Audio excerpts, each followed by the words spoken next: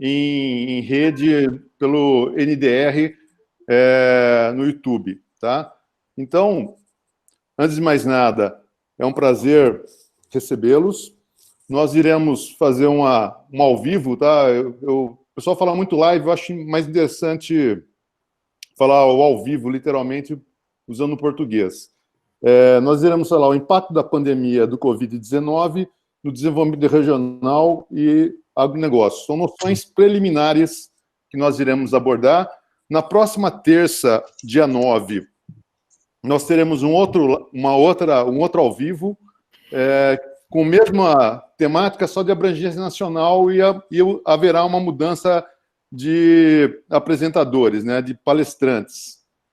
Hoje nós temos o prazer de estarmos pelos programa de pós-graduação em desenvolvimento regional, o nosso coordenador do CIR, os nossos ilustres Piacente e Jandir, professores da casa, que junto comigo, iremos abordar a pandemia na nossa região. Então, eu gostaria de agradecer a presença dos palestrantes, né? Eu vou fazer uma breve apresentação e vou dar a linha mestra da nossa reunião para cada um falar seu ponto de vista do que está ocorrendo aqui, o Covid está gerando para a nossa região. Obviamente que temos muita coisa ruim ocorrendo, o aumento de diminuição das atividades agroindustriais da região, serviço, mas, por outro lado, tem algumas coisas que estão sendo bastante interessantes do Covid, que é exatamente esse aumento do uso de tecnologias à distância, como é exatamente isso que nós estamos fazendo, as teleconferência, entre outras, né? Então, nós vamos realmente iniciar, e é um prazer estar fazendo essa reunião com vocês. É uma promoção dos programas de mestrado e doutorado em desenvolvimento regional e agronegócio, e o programa de economia, mais o curso de economia, e ele está sendo capitaneado, ou está sendo promovido também pelo IBCEMP, né, que está, de certa forma, gerando a oportunidade de nós estarmos usando essa plataforma. Então, em linhas gerais, eu gostaria de tratar para vocês, sob o meu ponto de vista, nós vamos abordar inicialmente eu gostaria de falar em quatro ambientes que eu acho interessante, que é exatamente o ambiente institucional, o ambiente organizacional e o ambiente tecnológico em que a região está inserida, e automaticamente, juntando esses três ambientes, nós iremos falar do ambiente competitivo, né, em que a nossa região tem uma capacidade bastante elevada e de resiliência para reverter algumas situações e voltar aos estágios iniciais. Obviamente que todo o processo de desenvolvimento regional e agronegócio passa pelas questões logísticas. E a gente tem percebido, além de logística e infraestrutura, né? E nós temos percebido que a questão de logística, nós ainda precisamos melhorar em muito as características da região, uma vez que nós temos apenas uma rodovia que faz a ligação com Paranaguá. Ela, como eu tenho falado, desde quando eu cheguei em 94 na região, ela já é uma característica deficitária naquela época. Então, à medida que aumenta a produção, à medida que aumenta as relações e à medida que gera o desenvolvimento regional e o agronegócio nessa região, fica a questão da 277 passa a ser uma limitação para o desenvolvimento maior da região. Não só a questão da rodovia, que não deve ser o único elemento para fazer o transporte, a relação, o envio de mercadorias para portos e pontos consumidores, assim como receber insumos para a indústria e para a própria agricultura, nós não devemos ficar pautado em um só modal, deve existir vários outros, de preferência todos, né? Que seria o hidroviário, ferroviário, a própria rodovia e a aerovia, né? E dutos, né? Nossa região, por enquanto, não é carente de dutos, mas pode, em determinado momento, ser importante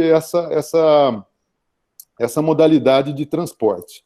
Então, a nossa região, ela precisa dessas infraestruturas.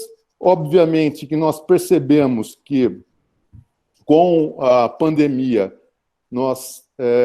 o sistema de saúde nosso também ficou no limite, e isso vai mostrando as debilidades que existem na nossa região e, obviamente, a necessidade de avanços para a gente conter as próximas pandemias que poderão surgir. Então, já está sendo relatado pela literatura e para os órgãos de imprensa que é bem provável que nós não tenhamos apenas a Covid-19 nos próximos anos. Poderá haver outras epidemias, entre elas algumas de maneira nenhuma teoria da conspiração e nem catastrófica, mas elas podem vir também daqui, né, da região norte, que tem uma biodiversidade absurda, e com os processos de ação humana em áreas de floresta, podem haver outros surtos de outras doenças que ainda a gente não imagina, como começou essa que surgiu na China em função de utilização de carnes exóticas, né? Então, essa é uma característica interessante, que é bom nós estarmos bastante atentos a essas mudanças. E como eu tenho há muito tempo falado, eu vejo que nós precisamos desenvolver uma série de estruturas para que nós possamos blindar a nossa região de potenciais processos epidemiológicos, tanto para seres humanos como para animais. Basicamente, nós temos um contingente muito grande de animais, aves e suínos. Nós percebemos que a China também passou por uma peste suína bastante grave. O plantel de animais da China ficou bastante debilitado, e a gente deve criar mecanismos para que isso não ocorra. Isso faz muito tempo que a gente tem falado, mas pouca coisa se avançou em relação às barreiras sanitárias para que a nossa região não fique prejudicada. E uma coisa que eu acho muito interessante, e a gente deve tentar evitar ao máximo, com o processo da Covid, muitas unidades agroindustriais elas acabaram tendo que não funcionar de maneira plena, ou o próprio Ministério Público proibiu em algumas cidades. Graças a Deus não aconteceu na cidade de Toledo essa parada de produção, e que acabou gerando um efeito chicote, que não sei se vocês sabem, que o efeito chicote é exatamente quando você para a produção na linha de produção, principalmente na agroindústria, toda a cadeia para trás fica comprometida. Então, para você produzir 1 quilo de carne hoje, você tem que pensar no mínimo 90, 100 dias antes para ter o pintinho, para ter o ovo, para ter toda a infraestrutura, levar esse pintinho para o agricultor. E com o processo, quando se para a indústria, toda a cadeia para trás para. Nesse sentido, a gente tem que prestar atenção nisso, porque no momento de crise, graças a Deus, não houve desabastecimento de nada, ninguém teve problema de falta de produto, exceto inicialmente o álcool gel, teve um momento de falta por até pânico, vamos dizer assim, mas logo se estabilizou. E máscara, talvez. Talvez esses dois produtos que, num primeiro momento, houve um desabastecimento. Mas os demais produtos não houve falta na prateleira. Mas eu tenho acompanhado que em algumas indústrias, principalmente no Mato Grosso, não, no Rio Grande do Sul, houve a questão de depopulação, que seria sacrificar animais.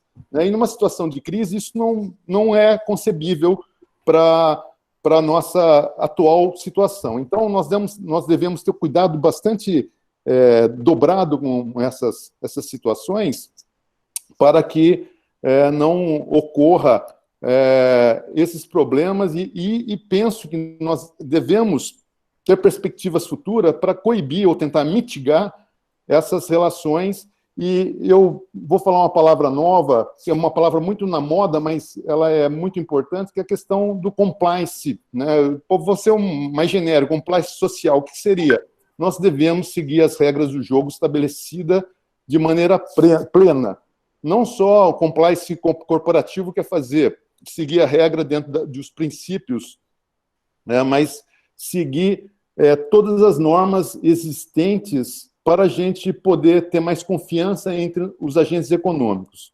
Então, nesse ambiente institucional, ele deve prevalecer a busca pela confiança dos agentes, e hoje nós estamos percebendo que isso é muito pouco valorizado ou inexistente. Então, nós temos um alto custo de transação na nossa sociedade exatamente por falta de confiança e credibilidade dos agentes econômicos. Então, é um ponto que eu acho fundamental nós percebemos e prestarmos atenção em tentarmos seguir as regras estabelecidas para que isso possa haver mais confiança dentro da nossa sociedade e, consequentemente, melhorar a ação dos agentes econômicos, quer seja público ou privado, né, quer seja categorias, né, eu acho que isso é uma questão bastante pertinente. Nesse cenário, eu vou passar a palavra, não sei se é para o Jandir ou para o Piacente ou para o Lucir, qual dos três gostaria de... É o Lucir. É o Lucir. Eu passo a palavra para o Lucir e, na medida do possível, eu gostaria que vocês, Piacente e Jandir, depois da fala de cada um, nós fizéssemos uma interação entre nós quatro e abrir a palavra para o público para a gente fazer esse fechamento em torno de, acredito eu, em uma hora e pouco, tá? Então, Lucir, feita essa breve e abrangente abertura, eu passo a palavra para você. Perfeito, Weimar, muito obrigado. Primeiramente, boa noite a todos que estão participando do nosso ao vivo. Vou compartilhar algumas informações com vocês. Deixa eu...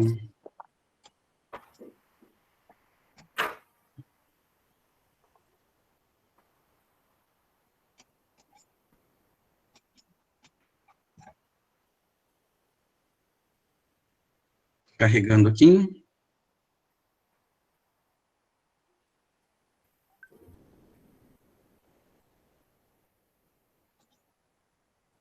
Ainda não aparece aqui para mim. Weimar, você vê a apresentação? Sim, nós vemos. Eu estou vendo, nós vemos. Eu achei que ia aparecer para mim. Ok. Então, se vocês estão vendo, perfeito. Eu acompanho aqui a partir da apresentação. Pessoal, então, como o Weimar já contextualizou, nós estamos em um período de muitas incertezas e, ao mesmo tempo, um período, né, já que é a primeira vez, pelo menos desse milênio, que ocorre um fato desse tipo, de caráter global, que afeta as regiões de formas distintas, né? Principalmente a economia, mas não só, né? Todas as relações sociais em suas diversas modalidades.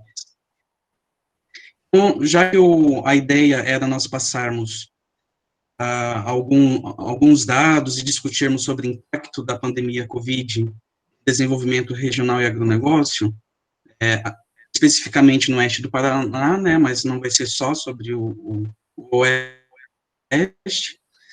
Então, das poucas informações que nós temos a nível regional, tentar demonstrar para vocês algum impacto, alguma influência dessa pandemia nos últimos meses na nossa região. Então, só a título de ilustração, porque vocês já conhecem, né, pelo noticiário, sobre como tem aumentado os casos da Covid no Brasil como um todo, na nossa região não foi diferente. Então, aqui eu trouxe 3 figuras para vocês, só para mostrar uma linha do tempo. É um site bastante interessante, aliás, obrigado, Ariel, por ter me indicado o site, já estou divulgando aqui, do portal Covid-19, da Universidade Estadual de Feira de Santana. Aqui, essa figura, ela mostra, eu fiz um zoom aqui para o oeste do Paraná, quais eram os municípios coloridos eram os que já tinham algum caso de Covid no dia 4 de maio. Tá? Vejam que Cascavel é um município da nossa região que mais concentra casos, depois de Foz do Iguaçu. Aqui eu peguei só 3 momentos, tá? Só para mostrar o avanço. Aqui já no dia 20 de maio, né, então a gente já percebe que tem aumentado o número de municípios com casos, e a última informação disponível no site no dia 2 de junho, antes de ontem, onde nós já temos uma grande quantidade, a maioria dos municípios da nossa região, com casos confirmados da Covid, sendo que Cascavel e Foz do Iguaçu são os principais, concentram a maior parte dos casos aqui na região. Num olhar a nível estadual para o dia 2 de junho, então a gente percebe que a maioria dos municípios do Paraná já apresentam casos, tendo os principais centros urbanos, Curitiba, Londrina, Cascavel, Maringá e Foz do Iguaçu, os que mais concentram. O que não surpreende, já que são as maiores aglomerações urbanas do nosso estado. Então, também a nível nacional, apesar do Paraná já ter quase 5 mil casos confirmados e 195 óbitos no dia 2, a nível de Brasil, nós não estamos entre os estados com mais casos, que os principais casos se concentram no estado de São Paulo e Rio de Janeiro, como conhecemos, e na região norte e parte aqui do Nordeste. Tá? Aqui só para ter uma ideia da espacialidade da doença, a gente percebe, então, que ela está se espalhando para todos os municípios da região. Eu acabei escolhendo, pessoal, como variável para mostrar para vocês algum tipo de impacto, a variável emprego. A gente tem ouvido muito no noticiário a questão de que as empresas, né, não têm conseguido comercializar como comercializavam antes do início da pandemia. A gente teve todo um movimento de distanciamento social nos últimos meses, né, em determinadas regiões do país, em semanas diferentes, com maior intensidade. A gente sabe que uma menor do comércio pode afetar o emprego das pessoas, né? Pode resultar em desemprego nesse caso. Eu quis ver se, no caso do Paraná, especificamente do Oeste, se isso realmente aconteceu com dados preliminares que nós já temos. Essa informação, para explicar o que esse mapa está representando, o que nós temos todo o estado do Paraná, ele está representado o saldo do emprego formal, aquele com carteira assinada, em janeiro. Então, no final de janeiro, todos os municípios que estão em azul tiveram um saldo positivo, ou seja, contrataram mais do que... Vejam que no Paraná existem muitos municípios com saldo negativo, mas isso é normal. Na economia, a gente sabe que existe uma assimetria do dinamismo econômico quase que natural, nem as regiões não crescem da mesma forma uma das outras, tá? E a gente sabe que o Brasil já vinha, né, se recuperando o desempenho melhor do que os outros.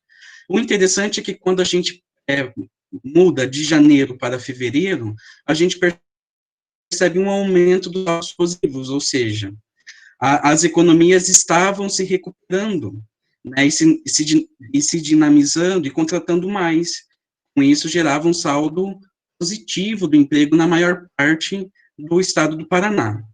Porém, em março, quando nós já temos um primeiro efeito, né, da pandemia, a gente já percebe que, principalmente aqui da parte centro-noroeste e centro-norte, mas de todo o Paraná, já começaram a sentir esses efeitos, né, com saldos negativos, ou seja, isso não quer dizer que não houve contratações, houve sim, mas houve mais demissões do que contratações. O saldo ficou negativo para os municípios que estão em branco. E quando a gente analisa abril, aí é que a gente já percebe uma situação bastante real, né, do efeito da pandemia no estado do Paraná em relação ao saldo do emprego, onde a gente já tem um saldo negativo, bastante amplo em todos os municípios, na maior parte dos municípios do Paraná, mas vejam que nem todos, inclusive aqui no Oeste, tá? Então, isso não quer dizer que somente a pandemia influenciou, né, nesse movimento negativo, mas a gente sabe que tem uma grande influência devido à diminuição do comércio, né, de todos os setores que houve no estado nesse período. Não temos informações para maio ainda, informação mais recente é para abril. Se a gente olha a nível de principais municípios do estado, né, aqui eu vou destacar os municípios que são do oeste e sudoeste do Paraná, a informação é interessante porque ela mostra as empresas em atividade, considerando o dia 9 de março como 100%.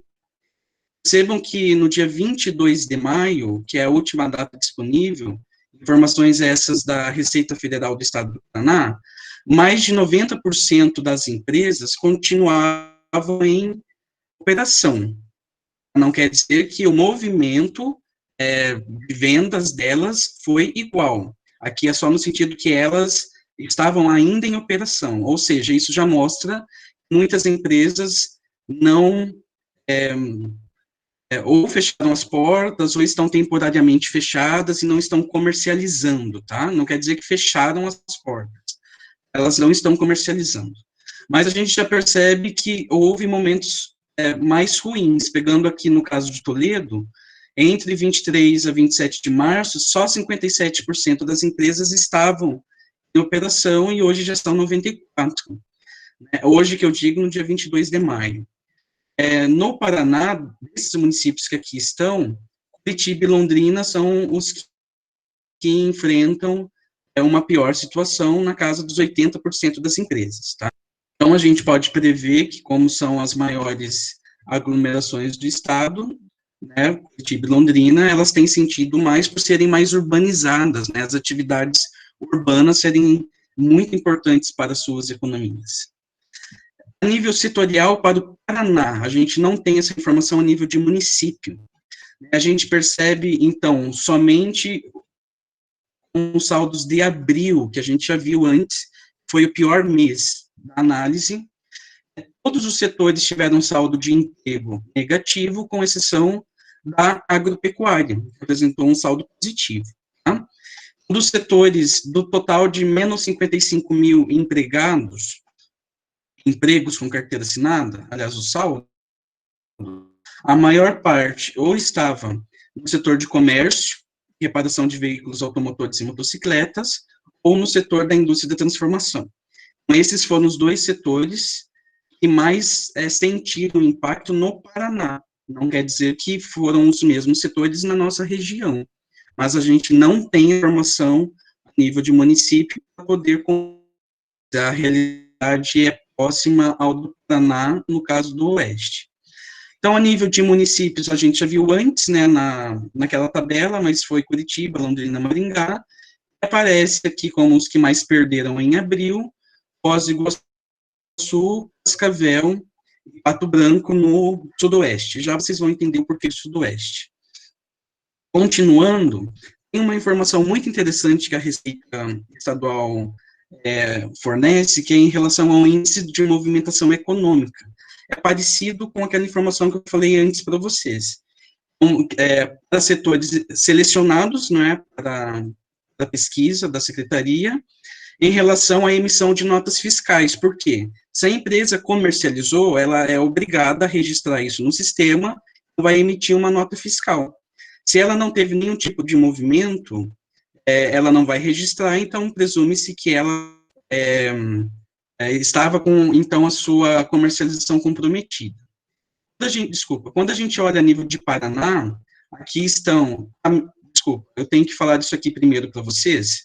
Essa análise, ela é apresentada por grandes regiões, são chamadas de macro-regiões de saúde do estado do Paraná. Então, são 4. O leste, né, pegando a grande região metropolitana de Curitiba, o norte, que pega Londrina, o noroeste, que pega Maringá, outros municípios, e o oeste, que abrange desde aqui da nossa região, Cascavel, até o sudoeste, por isso que eu mencionei o sudoeste antes, tá?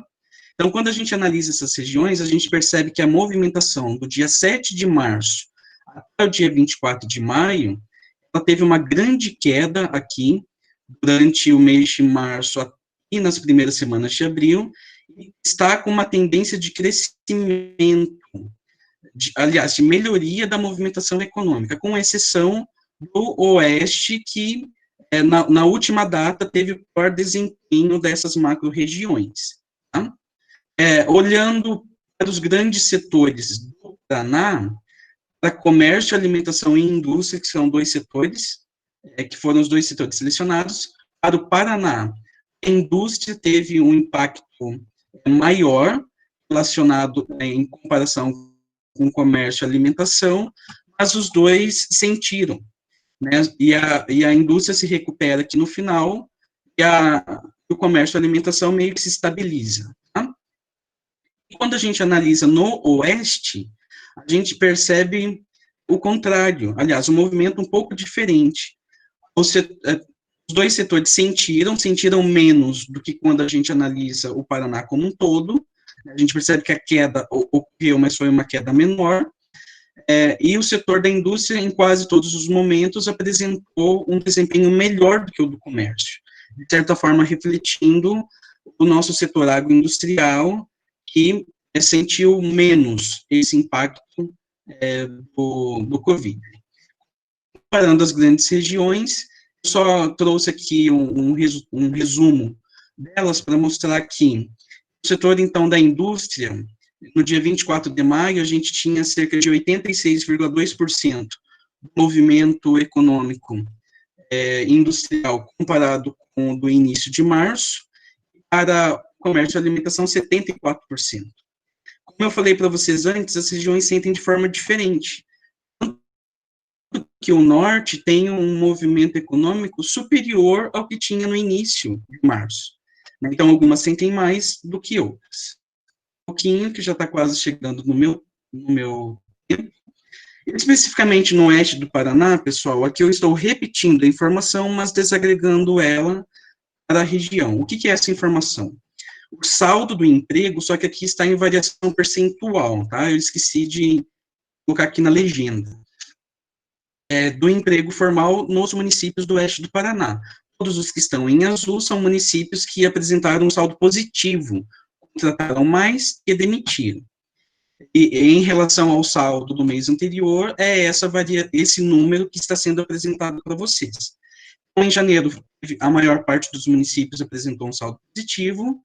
Em fevereiro, como foi o caso do Paraná, né, eu apresentei antes, aumentou o número de municípios com variação positiva. Em março, começamos a sentir a crise, inclusive em Cascavel, que é o nosso maior centro urbano, mas ainda muitos municípios com saldos positivos. Terminamos em abril, que é a última informação, com a grande maioria dos municípios com saldo negativo, mas eu destaco aqui o município de Matelândia, que mesmo, né, nesse cenário, apresentou um grande saldo positivo, de 7,58% em relação ao mês anterior. A gente sabe que Matelândia é um município agroindustrial também, de certa forma, para esse município, isso pode ter contribuído para estabilizar. E, para concluir, só essa minha fala, eu trouxe uma informação do acumulado do ano. Tudo bem, a gente tem visto que os últimos meses, os municípios têm sentido esse impacto na movimentação do emprego. Só que quando a gente analisa desde janeiro, né, as demissões, né, e as contratações, a gente percebe que no final de abril, então, esse saldo do ano é até abril, todos os municípios que estão em azul ainda continuam com um saldo positivo. Ou seja, em relação ao final do ano, eles têm mais desemprego formal hoje do que tinham. Então, mesmo com esse cenário, para o ano, o resultado foi positivo, destacando aqui Toledo, de novo, Matelândia, que foram os maiores saldos positivos, tá? Então, aqui são valores, números de emprego, não é mais valor percentual. Então, pessoal, então esses dados mostram que eu imagino que a gente ainda vai sentir mais na economia, né, porque a gente tem, no impacto foi maior em abril, então, talvez em maio e em junho, se continuar aquela tendência de saldo negativo, a gente tende, então, a ter sentir um impacto maior na economia, né? Mas a gente precisa guardar aí os dados oficiais para poder estar apresentando vocês e certeza, já que os municípios, não somente do oeste do Paraná, mas dentro do oeste, os municípios se comportam de forma muito diferente, né? Então, a gente não tem como generalizar a previsão aqui de um dinamismo entre eles, tá bem? A princípio era isso, muito obrigado, e eu passo a palavra, então, para o Jandir, fazer a apresentação dele. Antes de você iniciar, tem um monte de aluno mandando mensagem aqui, pedindo para o Weimar aceitar eles participarem, porque eles mandam a mensagem, aí retorna dizendo que o coordenador da sala tem que aceitar, e aí eles não conseguem entrar, Weimar. Vê se você consegue resolver isso aí. Estão todos esperados aqui, o povo. Eu sei,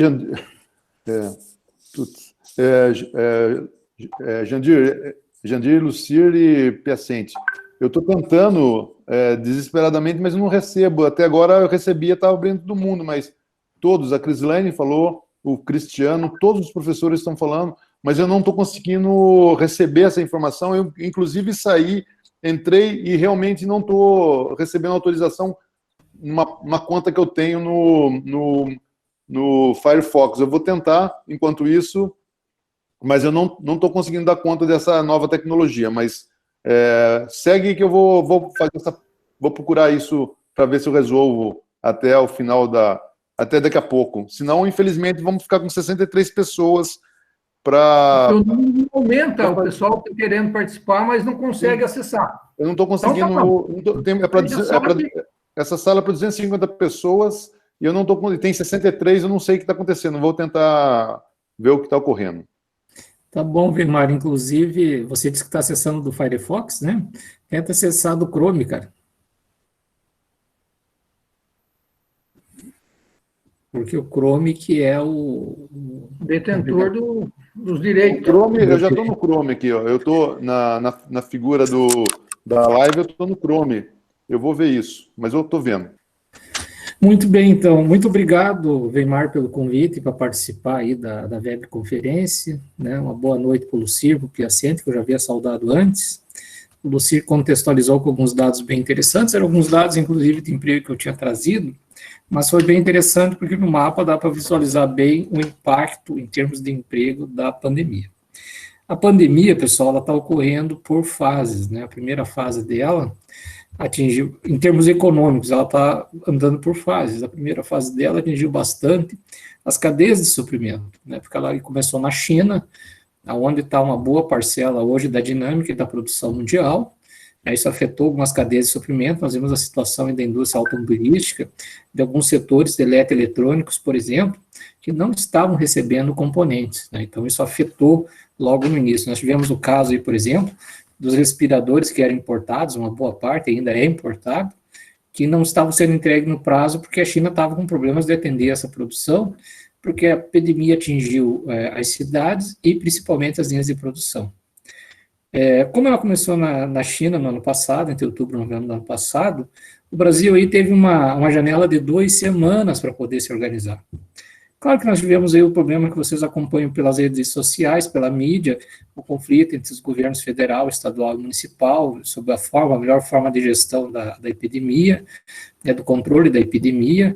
Alguns prefeitos foram mais radicais que outros, alguns governadores também, mas, de modo geral, todas as medidas que foram possíveis tomar dentro do quadro que nós estamos vivendo, uma economia que estava em retomada, eu acredito que foram tomadas, só o tempo dirá se foi positivo ou negativo, porque nós ainda não temos um quadro real, bem claro do impacto.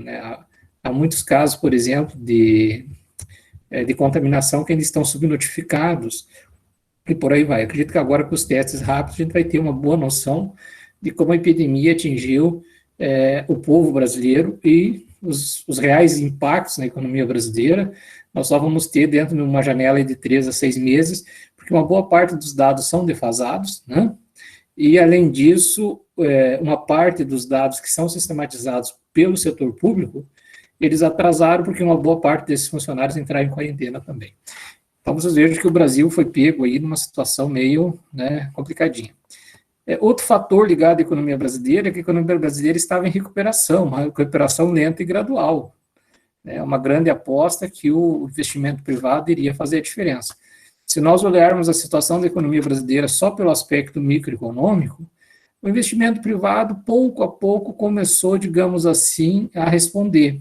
Eu vou citar para vocês o caso, por exemplo, do financiamento rural. O financiamento rural, que historicamente era bem amparado pelo setor público, o custeio feito pelo setor público, mais a mais o setor público começou a se retirar desse financiamento e mais o crédito rural veio sendo oferecido por bancos privados, por financeiras privadas, captando recursos por meio de letras de crédito do agronegócio, recebíveis do agronegócio e por aí por diante. Então, a economia brasileira vinha, de forma lenta e gradual, se recuperando. Não era a recuperação que nós esperávamos, depois de 2 anos de recessão intensa, que nós vivemos em 2016 e 2017, mas era o que se tinha naquele momento. E o que acontece na região oeste do Paraná, pessoal? Se nós observarmos os dados de emprego, o Lucir mostrou aí muito bem, a região oeste do Paraná também vinha se recuperando. Quando nós tivemos a grande crise do biênio 16, também 18, que esperávamos a retomada em 18, mas ela foi muito desequilibrada, os municípios de Toledo, Cascavel e Foz do Iguaçu, de certa forma, foram os municípios que mais sentiram a crise econômica. Cascavel, nesse período, perdeu mais de 7 mil empregos formais. E 18, 19, com a reforma trabalhista, algumas mudanças que ocorreram, uma parte daqueles que eram empregados de carteira assinada, formalizados, de carteira assinada, eles migraram para o chamado microempreendedor individual, o MEI. Então, nós temos uma mudança estrutural no mercado de trabalho, no cenário do mercado de trabalho, e temos uma economia que de forma lenta e gradual vinha se recuperando, apoiando em perspectivas, em meio a uma crise política de muita incerteza. A nossa janela de exportações, que é uma grande possibilidade de crescimento para a região e para o Brasil, ela também sofreu um certo impacto, porque a economia mundial começou a se desacelerar, e dentro desse quadro chega a pandemia, Se nós olharmos, por exemplo, vamos pegar agora os 3 principais municípios do Oeste, que é Toledo, Cascavel e Foz, que tem 52% da população da região. Cascavel, janeiro e fevereiro, teve um saldo positivo no CAGED. Ou seja, Cascavel contratou mais que demitiu. Mas, a partir de março, esse quadro ficou negativo. Para vocês terem, em abril, Cascavel perdeu 2 mil postos de trabalho. Para o município que já havia perdido 7 mil na última recessão, e estava em recuperação, foi um impacto bem interessante, E Foz do Iguaçu já é uma situação muito diferenciada. A dinâmica de Foz, ela não depende tanto do agronegócio, do ciclo do agronegócio regional, ela tem um papel aí na logística do agronegócio, ela recebe trigo, ela recebe alguns produtos que vêm do Mercosul, exporta também pela sua entrada no Paraguai, pelos canais fluviais, mas Foz também depende bastante da produção de energia e do turismo. Produção de energia, a economia brasileira se desacelerou, então houve uma queda na demanda de energia, certo? Porém, é um setor assim, que não gera muitos empregos diretos dentro da produção de energia, são empregos indiretos, dado os impostos que recolhe, os royalties e tudo mais, que vai aos municípios que fazem investimentos, e com isso tentam dinamizar suas economias. Tá? Então, Foz do Iguaçu, que vinha sofrendo mais por perda de dinamismo já há algum tempo, Foz do Iguaçu é uma economia que cresce por surtos, teve o surto da construção da Itaipu Binacional, depois teve outras obras de infraestrutura, como a 277, né, depois teve as obras de ampliação da 277, melhora na infraestrutura, teve a instalação da Universidade da Integração Latino-Americana, teve outros investimentos em Foz do Iguaçu, e Foz do Iguaçu teve surto. O último surto, por aquilo que pareça, foi muito ligado ao setor privado da economia, que começou a investir mais na rede hoteleira, né? Nós tivemos ali a criação da praia artificial, dos parques aquáticos, Itaipulândia, expansão do parque aquático, que compõe Itaipulândia, que compõe a grande região metropolitana de Foz do Iguaçu. Então, a gente percebeu que Foz do Iguaçu, mais uma vez, deu uma voada, né? Então, veio mais uma vaga de crescimento. E, de repente, Foz do Iguaçu perde o dinamismo. Pessoal, para vocês terem uma ideia, Foz do Iguaçu perdeu, entre janeiro e abril, 3 mil empregos. Só em abril, Foz do Iguaçu perdeu 2 mil empregos.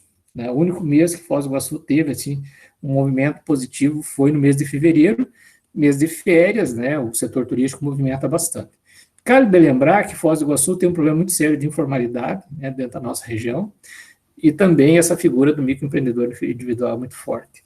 Então, vocês vejam que Foz do Iguaçu foi um município que a recuperação foi mais lenta da crise econômica que nós passamos, e agora, durante a pandemia, dadas as características socioeconômicas de Foz do Iguaçu, é um município muito atingido. Se nós olharmos pelo lado da economia puramente, o setor turístico, né, agora dia 10 é a data da retomada, dia 10 de junho, com a reabertura das visitações ao parque, a Itaipu Binacional, então uma expectativa de ver como isso vai se comportar. Por outro lado, aqueles turistas estrangeiros que vinham no fluxo da malha aérea não estão chegando, né? A malha aérea está comprometida, vai retomar aos poucos também. Muita gente está com receio de viajar por conta da pandemia. O Brasil está no epicentro da epidemia agora, né? Nos países desse epicentro, Brasil e Estados Unidos. Aposto que o Brasil vai passar os Estados Unidos em contaminação, né? Dada a situação social do país. Então, isso assusta o turista estrangeiro. E o turista nacional também é uma incógnita. Então, do lado do turismo, essa situação. Eu vou falar um pouco do cenário, depois eu falo das ações para a retomada. Bom, então, e outro detalhe em Foz do Iguaçu, no aspecto social, que dos municípios do Oeste do Paraná, Foz do Iguaçu é aquele município que tem mais problemas de ocupação urbana irregular, favelização, né? Então, a população muito fragilizada, uma parte da população, e isso impacta bastante na epidemia e também na retomada do município. Bom, essa é a primeira onda. Há uma segunda onda, que deve chegar agora, já chegou no Rio Grande do Sul, atingiu Santa Catarina também, que foi a contaminação dos empregados, né, das pessoas que estão na linha de produção. Cabe lembrar para vocês que houve o fechamento do comércio, em algum momento, um fechamento até radical, houve o fechamento das escolas e tudo mais, porém, uma parte das plantas agroindustriais não pararam, né? Continuamos processando frango, continuamos processando suíno, processando peixe, a parte de produção de nutrição animal continuou, as empresas tentaram se adaptar o máximo possível, colocando em home office, quem era possível colocar em home office, dando férias a quem era possível e assim por diante. Então, as empresas tentaram fazer uma adaptação, a adaptação que foi possível, era possível naquele momento, mas agora, nessa segunda vaga, o risco é a contaminação daqueles pessoal que está na linha de frente da produção. Nós temos o pessoal que está na linha de frente do tratamento, que é os profissionais de saúde, né, que na nossa região não é muito diferente, mas nós temos aqueles que estão na linha de frente da produção, principalmente da produção de alimentos, que é essencial nesse período, né? E esse risco de contaminação é real. Nós tivemos o caso aí de Concórdia, Santa Catarina, que 50% dos funcionários da BRF na linha de produção foram contaminados. E o caso da JBS no Rio Grande do Sul. Então, é um risco que nós temos, né, disso afetar a produção, e nós tivemos aí esse problema de continuidade da produção, tá? Então, essa nova onda. E uma terceira onda, que estamos na expectativa, aí é uma série de situações, o efeito psicológico da pandemia, né, pessoas que estão perdendo entes queridos, isso afeta seu dia a dia de trabalho, seu dia a dia social, Há também as novas adaptações das empresas, né? Muitas empresas vão adotar o home office como a estratégia de negócio, de tocar seu negócio. Isso deve afetar também a questão dos imóveis, né, os fundos imobiliários. Então, e a forma como vai ser retomada é uma incerteza. A abertura da China, a abertura dos países europeus agora, vai ser o grande laboratório para nós sabermos se vai ter uma segunda onda de contaminação ou não, né? E até lá, a esperança de que se tenha um tratamento eficaz. Ontem foi liberado mais um medicamento, né? Os russos liberaram alguns medicamentos após testes, e a grande esperança da vacina, que é a corrida pela vacina. Então, esse ambiente de incerteza. Bom, o que fazer, pessoal? Numa pesquisa que foi feita nas empresas de Toledo e de Cascavel, uma enquete que foi feita junto aos empresários, para se ter uma noção real do impacto da crise, o que fazer, foi bem interessante. Primeiro, das empresas de vários setores, setor de comércio, serviços, a indústria, 25% delas fizeram algum tipo de demissão. E o retrato está aí no CAGED. Esses dados do CAGED refletem 25% das empresas, e a grande parte delas do setor terciário, comércio e serviços, né? E a maior parte dessas empresas, pequenas empresas, que têm muito pouco capital de giro nenhum, e depende do dia a dia dos negócios, né? A empresa industrial que foi afetada diretamente, elas são pequenas empresas, são empresas de pequeno porte, muitas vezes empresas que têm nos seus clientes o comércio local, a empresa que produz salgados, por exemplo, para o restaurante, para o bar, para a pastelaria, assim por diante, que produz esses insumos, o seu cliente fechou as portas e ele ficou sem demanda. Então, nós temos um perfil aí de empresas que foram atingidas, de micro e pequenas empresas.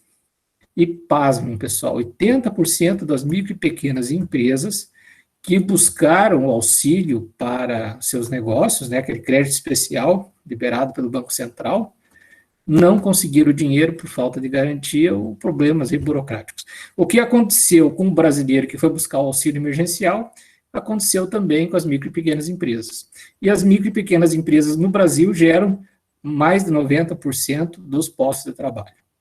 Então, infelizmente, o crédito que o Banco Central liberou, o fluxo que o Banco Central criou, logo no início da pandemia, empossou nos bancos. E por que empossou nos bancos? Porque 80% da massa monetária brasileira, né, dos depósitos, estão concentrados em 5 bancos. Então, vocês vejam que a concentração bancária brasileira foi muito ruim nesse momento de pandemia, apesar do Banco Central ter agido com todos os instrumentos que tinha à mão, e na minha opinião, pessoal, acho que o Banco Central agiu muito bem, atuou de forma muito, muito profissional, né, infelizmente não surtiu o efeito assim desejado lá na ponta. O que está sendo feito agora? Vou voltar agora a Foz do Iguaçu, exemplo de Foz do Iguaçu. Foz do Iguaçu, um programa junto à Prefeitura Municipal, e junto à Fomento Paraná, que é o nosso órgão de Estado de fomento, né, junto também ao BRDE, liberando crédito emergencial às empresas, tá? Prefeitura assumindo a taxa de juros, dando às empresas aí uma janela de 12 meses para que elas paguem comecem a pagar esse financiamento, né, uma carência de 12 meses. Então, para estimular que as empresas tenham capital de giro para poder se manter, caso haja uma nova necessidade de quarentena radical no município, e se manter até que se reestabeleça de novo a demanda que foi perdida nesse momento de quarentena. E por que essa demanda foi perdida? De um lado, tivemos o desemprego, como o Lucir mostrou os dados, né? De outro lado, nós tivemos, por exemplo, o receio de perder o emprego, o medo da epidemia. A caderneta de poupança no Brasil teve depósito recorde, porque as pessoas estão com medo de gastar o dinheiro, elas querem ter a reserva de emergência, elas estão economizando, né? Como estão em casa, começaram a usar o e-commerce, e uma boa parte das empresas da nossa região não estavam no e-commerce, né? Os supermercados estavam, alguns que não estavam, imediatamente se adaptaram às suas plataformas, naquele período mais radical da quarentena, e em Cascavel vem uma ação muito legal, a Associação Comercial e Industrial de Cascavel, a Associação Empresarial de Cascavel, abriu junto à sua página web um link de e-commerce para as empresas locais para poder atender, né, durante esse período de quarentena. Então, o nosso consumidor, ele ficou mais restrito, ele segurou o dinheiro, né, preferência pela liquidez, e de outro lado, ele começou a migrar para outras plataformas de compra, né? Começou a buscar o medo dessa contaminação, né? A recomendação, inclusive, dos analistas, não saia de casa, só sai se realmente for muito necessário, né?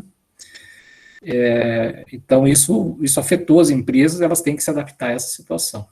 A questão do auxílio emergencial, né, que todos estão vendo aí a saga dos brasileiros para conseguir manter a demanda agregada. Nem todos os municípios têm poder de fogo financeiro, alguns estão numa situação mais fragilizada que outros, mas aqueles municípios que podem suplementar esse auxílio emergencial por meio de programas de renda mínima, programas aí de complementação de renda, é o essencial agora, manter a demanda agregada o máximo possível, manter os empregos o máximo possível, fornecendo às empresas o capital de giro. Outro elemento que afetou muito as empresas da região foi a inadimplência. 64% das nossas empresas tiveram algum tipo de inadimplência. Chegou até, inclusive, a começar o movimento Pague o Boleto, ou seja, você tem uma conta, vai pagando, porque se você não pagar lá na outra ponta, é como disse o Weimar, efeito chicote, né? Você vai ter um impacto sobre a oferta, sobre o emprego de outro colega. Então, é um momento que nós temos que ter, digamos assim, ações muito organizadas. E no momento que você tem que ter ações muito organizadas, a liderança, pessoal, ela tem um papel excepcional, tá? O líder no município é o prefeito, o líder na nação é o presidente, o líder de estado é o governador. Então, nós tivemos uma crise de liderança em alguns níveis por conta de desencontro de diálogos, de narrativas. O governo federal com uma narrativa, governadores e prefeitos com outra narrativa. Então, a liderança nesse ponto, a liderança empresarial, é muito essencial. Acho que o grande exemplo da nossa região vem ainda de Foz do Iguaçu. Se criou alguns programas muito interessantes, como o Acelera Foz, né, para tentar retomar a economia do município, preservar a economia do município, programas de auxílio emergencial, né, antecipar obras públicas, que já tinham o recurso, e que era possível antecipar, para manter o ritmo daquilo que nós, economistas, chamamos de demanda agregada. Em outros municípios também, outras ações, temos aí em Marechal, o Retoma Marechal, que é uma ação também para estimular as pessoas a voltarem ao consumo, né, retomar o nível da economia, e Marechal Cândido Rondon, pessoal, e foram um dos municípios menos atingidos, Toledo e Marechal, né, nesse momento, né, foram os municípios menos atingidos. O município que praticamente passou esse período com saldo positivo de emprego foi Palotina. Palotina tem lá suas particularidades, e Medianeira e Matelândia, né, que tem a cooperativa, a Frimeza, também outra cooperativa que tem aí segurado a barra, né, ainda bem que nós temos as nossas cooperativas na região. Outro fator muito importante na nossa região, o perfil da nossa agropecuária, sentiu com a estiagem, né, nós vimos nos recuperando de uma estiagem prolongada, principalmente a bacia leiteira aí foi bastante afetada, e na sequência afetada aí pela crise do coronavírus, tá? Bom, o que resta agora? Primeiro,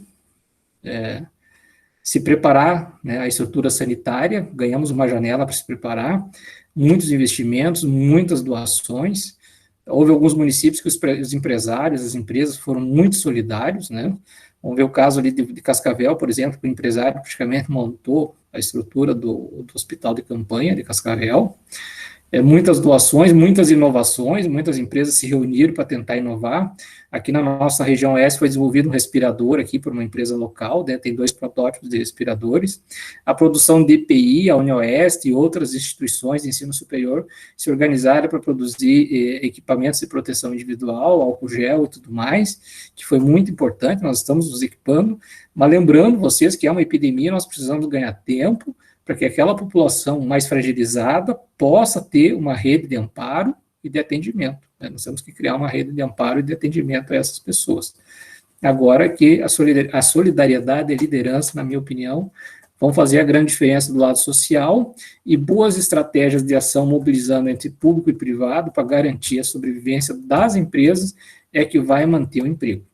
Emprego, pessoal, é uma equação muito simples, só tem 2 variáveis: consumo e investimento. Se nós mantermos os níveis de consumo e investimento, nós vamos conseguir manter o que for possível de nível de emprego. Mas, na minha opinião, pessoal, lembrando sempre, o mais importante em tudo isso é a vida humana, tá? O falido se recupera, o falecido não. Então, nós temos que preservar, na minha opinião, acima de tudo, a vida. Passo a palavra para o meu colega Piacente, depois fico à disposição de vocês, às ordens, para continuar o bate-papo, responder perguntas e participar do debate. Muito obrigado e continue aqui conosco. Continua o povo pedindo para entrar, Weimar. Eu pedi até para eles criar uma live de como usar o Meet, porque todo mundo sabe como fazer, menos quem criou. O Piacente, como estou falando para vocês, é tudo learn by doing, essas coisas. Hoje eu tive esse dissabor de ter uma sala para 250 pessoas e apenas 63 inscritos. Não, mas tem muito mais. Talvez na próxima reunião a gente vai por 250, mas eu vou pedir para o Lucir, para o Cristiano e para o Carlos para a gente fazer uma lista de e-mails que eu posso cadastrar, daí fica mais fácil, mas assim mesmo a gente vai arrumando essas coisas. É importante que essa reunião está sendo gravada, então breve passaremos para os que não assistiram, sincronizada, como a gente fala, né, presencialmente, a gente passa e fica disponível para acessar essa exposição super interessante do Lucir, do Jandir, e acredito que a sua, né, Piacente? Agora fica quietinho para você fazer a sua apresentação. Você já tomou. Viu, Weimar?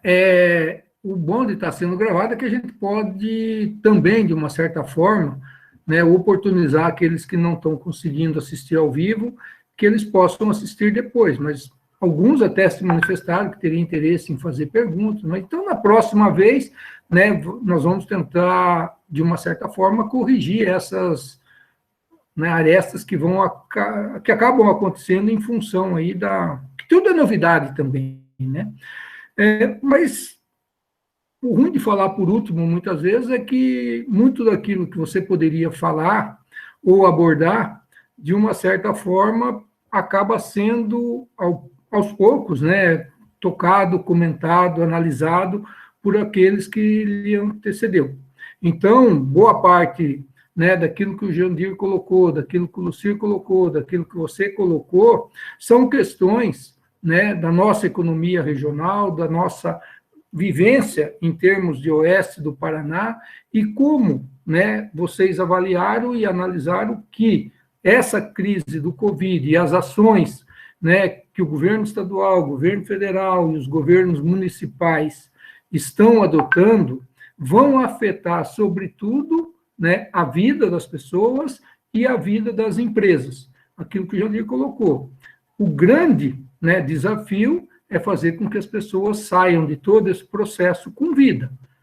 Uns com mais renda, outros com menos renda, mas renda se recupera ao longo do tempo, nem sempre num tempo que as pessoas gostariam.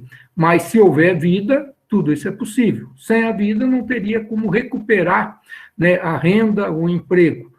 Então, diante dessa lógica e de toda a análise, né, que vocês abordaram da economia local, eu vou fazer um pouquinho diferente, dado o contexto da nossa região.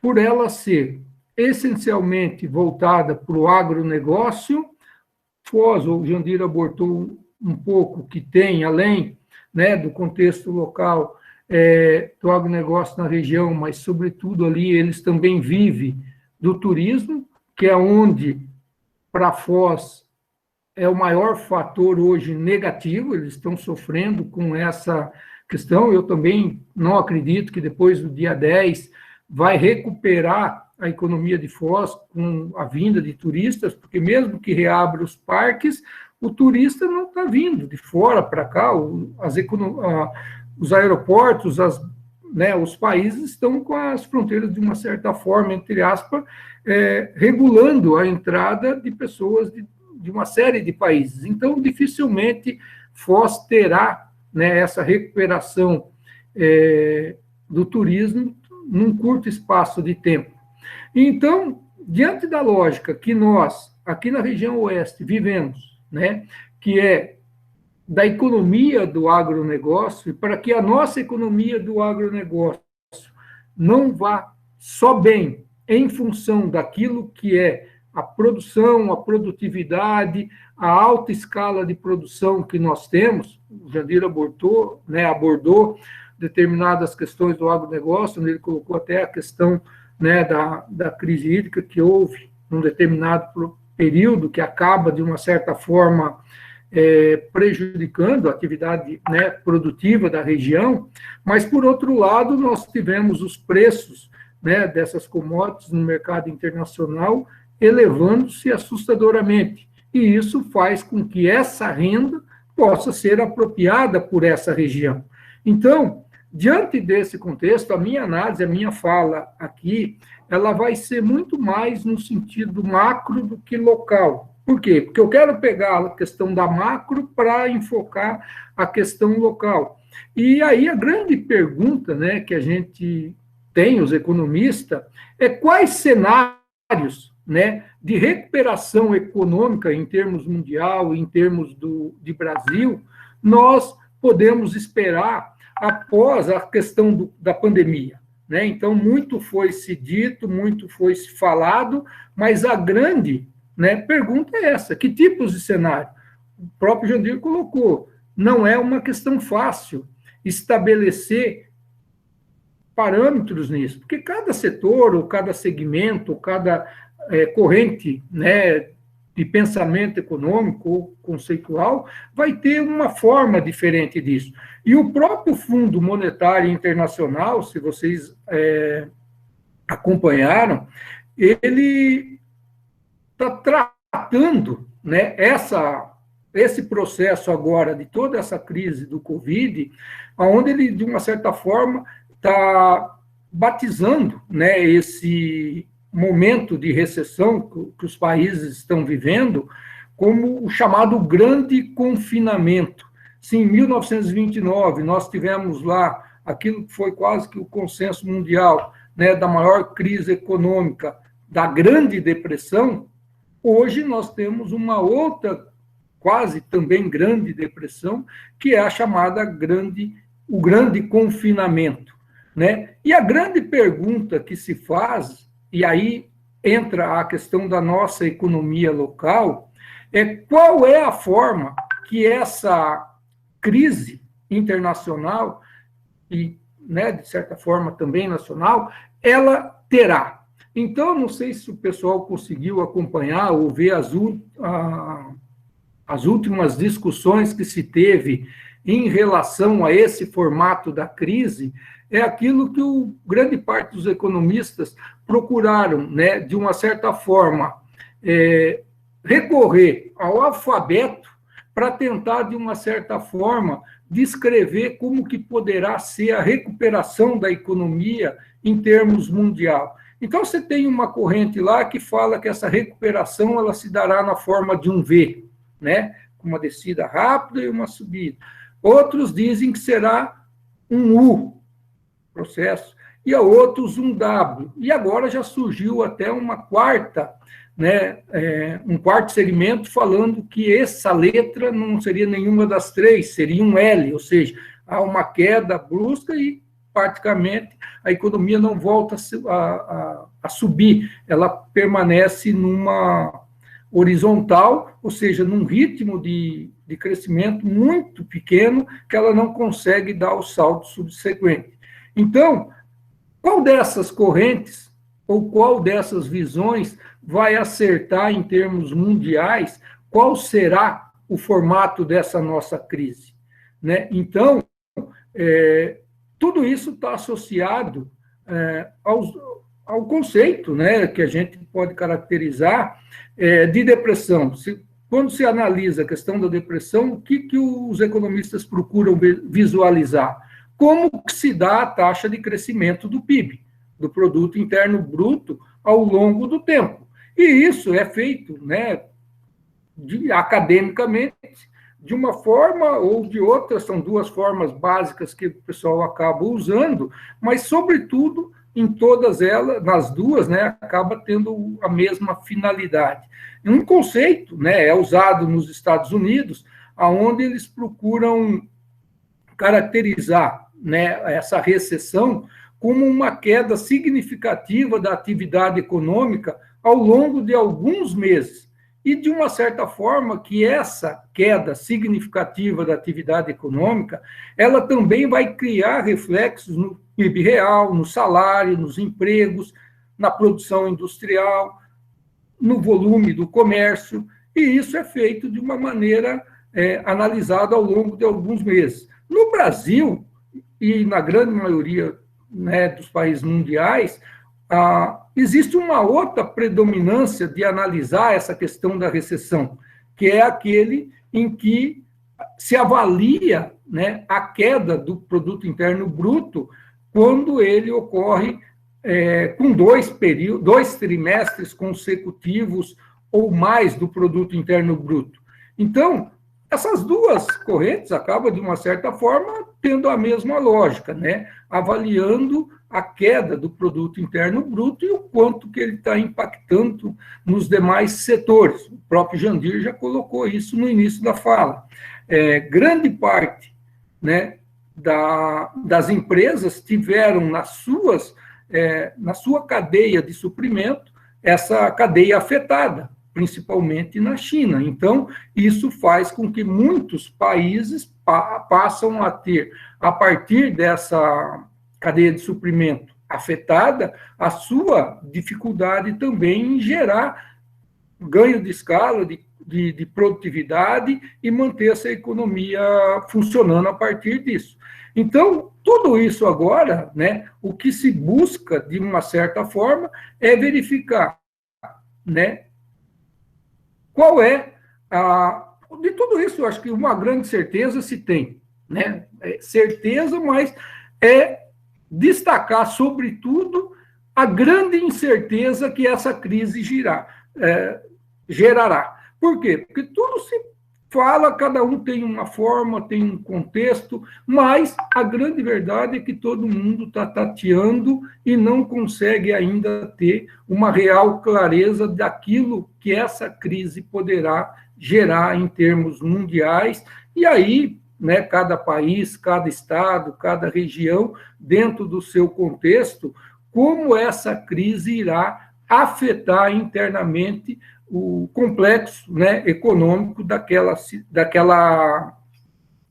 região e, consecutivamente, a nossa. Por quê? Se nós aqui, nós estamos vivendo isso, se a nossa região é uma região que produz fortemente alimentos para o mundo, seja ele grãos ou seja eles semi-industrializados, é o que o mundo vai precisar. Então, a nossa região, de uma certa forma, ela vai sofrer com todo esse processo da crise, mas ela tem condições muito superiores a demais regiões, né, do Brasil, e aonde ela conseguirá, através desse segmento, reanimar a economia local. Então, isso é um fator significativo para a nossa região. Então, nós temos aqui enormes, né, condições de superar isso. Aí, voltando naquela questão, né, usando o alfabeto para tentar explicar qual é o tipo de recessão,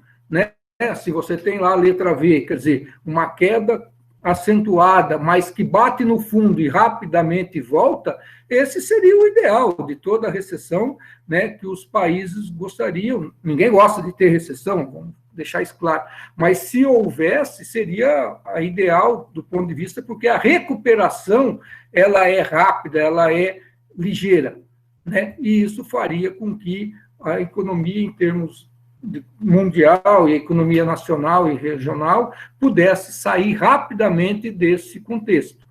Mas aí volta, né, a grande discussão. Se essa economia, se esse tipo, né, de formato da crise em V não é possível, até pelo contexto da duração com que essa crise do coronavírus vai prevalecer, porque ilusão alguém achar que chegar em agosto, julho, como que por passe de mágica desapareceu. Não vai desaparecer.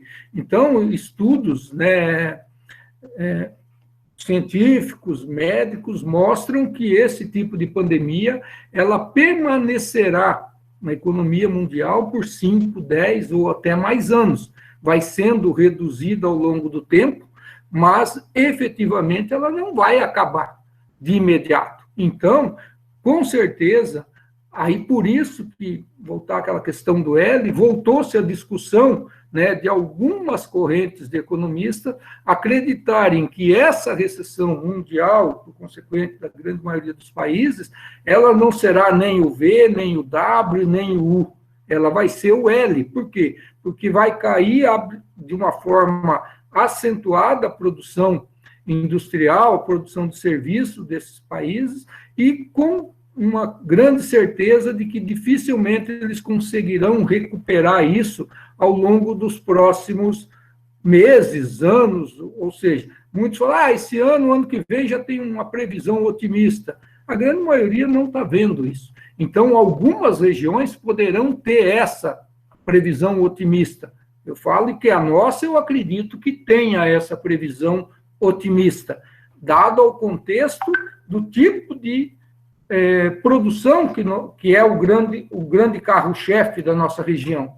Mas outras regiões, com certeza, elas terão dificuldade, porque a renda do brasileiro vai cair, o emprego do brasileiro vai cair, a arrecadação do governo federal, estadual e municipal vai cair, a demanda por serviços essenciais, né, que esses governos prestam à população vai ampliar de forma assustadora e os governos cada vez terão menos recursos para investir nisso.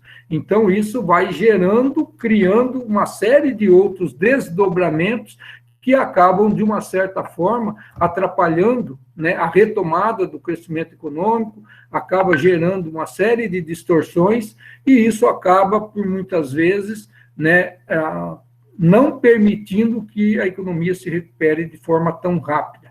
Então, basicamente, né, para não estender muito, não sei quanto tempo já foi, quase uns 15, que é o limite que o Weimar deu, eu vou parar por aqui, e aí para deixar para as perguntas, porque eu acho que pode enriquecer ainda mais, né, o contexto do debate aqui.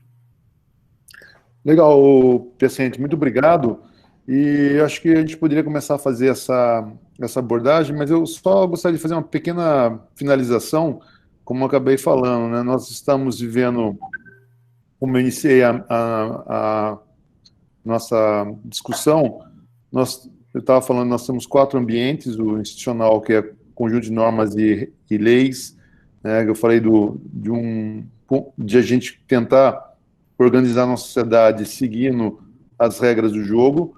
Nós temos um ambiente organizacional formado pelo conjunto de agentes, associações e organizações que estão vinculadas cooperativamente ou não, e o tecnológico que vai dar o arcabouço técnico para a gente fazer toda essa melhoria na região, que vai basicamente formar o ambiente competitivo da nossa região.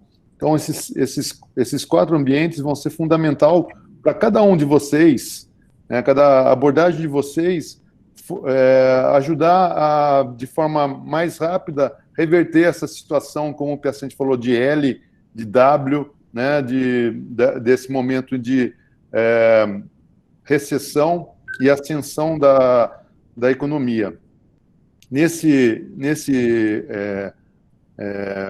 Nesses horizontes que vocês acabaram de expor, eu gostaria de abrir o debate já fazendo uma pergunta que a Gabriela Christ mandou aqui no chat. Então, vou fazer essa pergunta e vocês, quem se sentir à vontade em responder, vocês respondem. O israelense Yuval Harari escreveu em entrevista para que veja que há 2 caminhos para o planeta após pandemia. Um, fortalecimento maior do nacionalismo, e o outro, a cooperação global. Professores, como vocês analisam as decisões das lideranças brasileiras, prefeito, governador, presidente, frente a esse momento? E as lideranças vizinhas? A Argentina, por exemplo, decidiu abandonar todas as negociações atuais e futuras do Mercosul para acordos de livre comércio com outros países e blocos. Quem gostaria de fazer uma resposta para a Gabriela. Se tiver ninguém, eu falo, mas eu acho que... Vou emitir uma opinião, depois o Piacente emenda, Piacente, tá bom? Pode. Olha, com relação ao comentário, a percepção do Harari, eu diria o seguinte: eu acredito que é mais um fortalecimento do nacionalismo, né, e uma cooperação em interesses. Eu acho que até o comércio internacional, as relações internacionais são feitas em cima de interesses, né? Então, eu acredito que vai ser uma cooperação mais ligada a interesses bilaterais, e um fortalecimento do nacionalismo, que já havia sendo feita uma pressão em cima disso. A gente vê o caso dos Estados Unidos, que abriu uma série de barreiras protecionistas. A Europa também abriu uma série de barreiras, principalmente com relação à imigração, e o discurso de ambos é a proteção do emprego, né? Os bárbaros chegaram, temos que proteger os empregos. Então, acredito que essa tendência ao nacionalismo. O caso da Argentina tem uma particularidade, na minha opinião. A Argentina precisa desesperadamente de divisas internacionais, está com dificuldade com os credores, né? Ela deu um calote na época ali do governo Kirchner, e esse calote teve desdobramento na capacidade de captação de dinheiro internacional, de investimentos internacionais, de reservas pela Argentina, e esse desdobramento ocorre até hoje. Depois teve praticamente quase um segundo calote na sequência do governo, né, precisou recorrer ao pacote do FMI, e agora, desesperadamente, eles precisam de reservas internacionais para fazer frente à crise econômica que eles estão vivendo, e também para manter o fluxo de importações. Lembrando vocês que tanto a Argentina como o Brasil sofreram muito com a desindustrialização nos últimos anos. A Argentina acho até pior que o Brasil. Então, o caso da Argentina é uma estratégia agora de sobrevivência de curto prazo, ter mais flexibilidade para poder fazer acordos comerciais e, com isso, ganhar fluxo de investimentos estrangeiros. Quando negocia em bloco, precisa da anuência dos 4 países que compõem o bloco do Mercosul, e dependendo do acordo, além da anuência presidencial, a anuência também dos parlamentos. Então, não é uma coisa assim tão simples, tão rápida, alguns acordos dentro do Mercosul. A gente viu o caso aí do acordo com a União Europeia. A União Europeia bateu o martelo, mas ainda há 2 anos aí de tramitações do acordo junto aos países membros para poder fazer esse fluxo com a União Europeia se flexibilizar.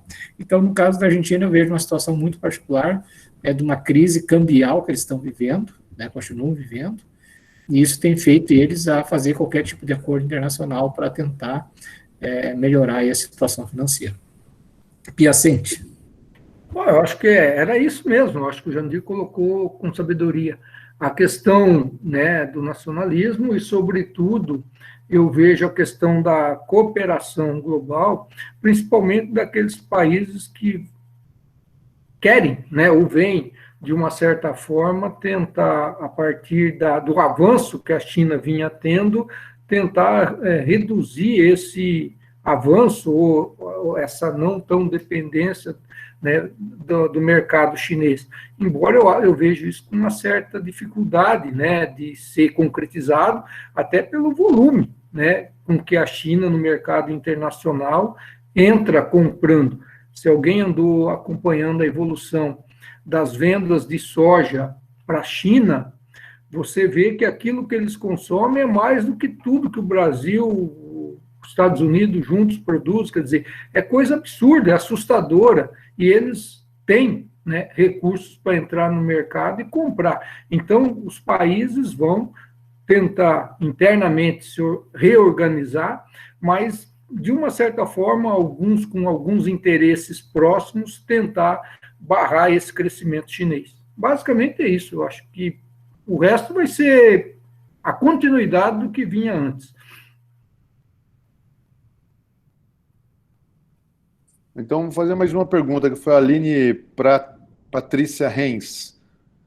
Não, ela falou que no dia 10 de junho será lançada a abertura oficial de atrativos turísticos de Foz, que voltarão a operar gradativamente aqui, como setor, então estão aguardando dados positivos de julho, tá?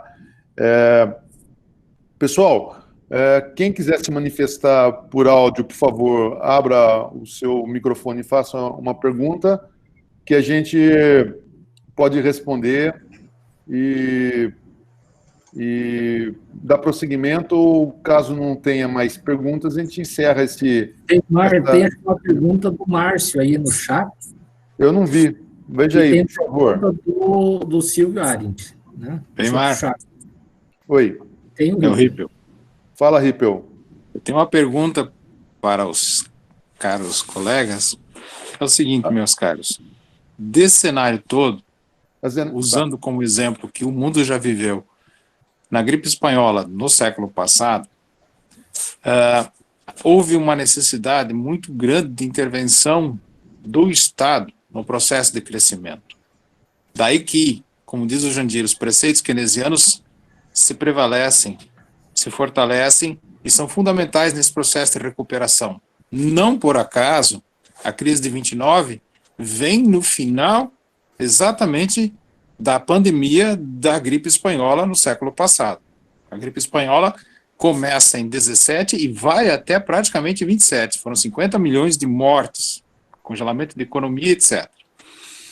A gente viu a experiência americana com as transformações somente alternando esse processo de profunda depressão com a intervenção do Estado, com o Estado entrando forte na economia com a função de multiplicação, tal como Keynes sustenta na TGE. A questão é, dado o nosso cenário hoje, nessa discussão neoliberal, que agora vai ser colocado por terra, porque se o Estado não entrar, não sai. Como é que a gente vai vivenciar e vai conseguir isso, mesmo na nossa região, com essa situação, entre aspas, vamos dizer assim, com todo o respeito, mais privilegiada? Eu vou primeiro responder o Márcio, e eu vou deixar a pergunta do Rippel para o Piacente. Né? Não sei se o Piacente é keynesiano, vou deixar para ele, acho que ele é neoliberal, né? Mas vou deixar para ele. E a Lucira tem uma para o Lucira ali, o Lucira está com exclusividade de pergunta.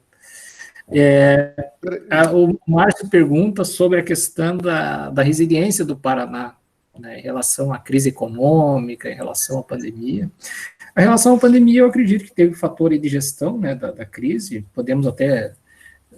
Teve os prefeitos, o governador agiu, né, na medida do possível, e teve o fator climático também que ajudou bastante, nós tivemos uma estiagem, me parece que o vírus ele tem uma dificuldade, né, de transitar em climas mais quentes, então acredito que isso ajudou.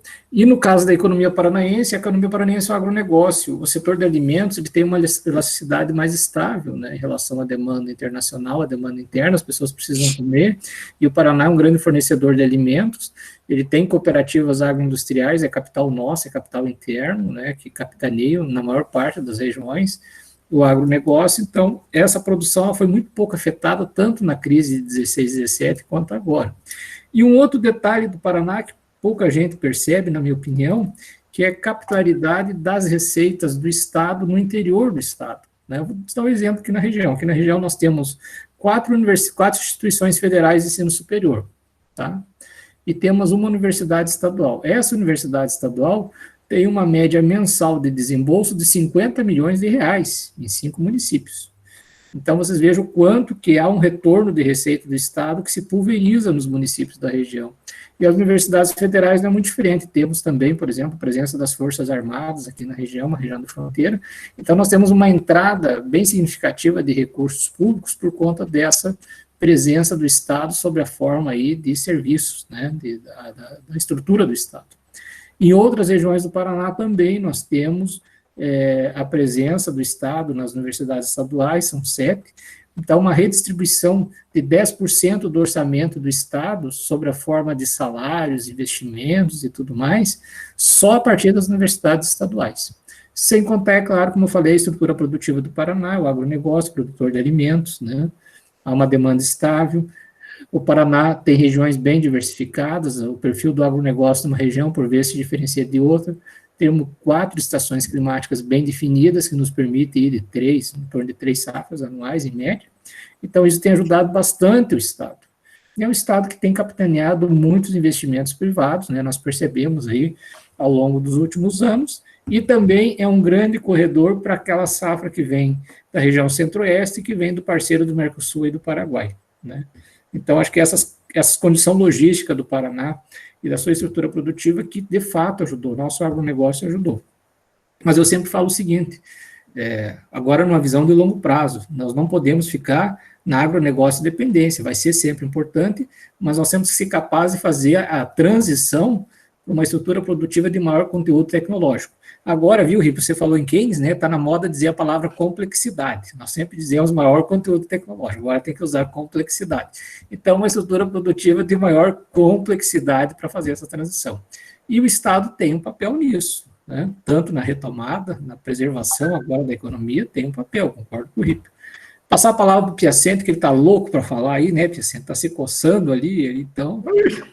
E depois o. Eu acho que a abordagem que o Rippel fez, ela é procedente. Nós temos, né, diante de qualquer um daqueles 3 cenários que eu coloquei lá, de recuperação, de V, U, E, o W, né, vão caracterizar praticamente aquela do V, praticamente não haveria necessidade de intervenção do governo, porque a própria economia ela poderia por si só se recuperar. No U, o ritmo de crescimento ele já é um pouco mais lento, e para que você possa acelerar esse crescimento, teria que haver uma intervenção do governo, né? A grande pergunta é, se esse governo é um governo mais liberal, né, aí como fará isso?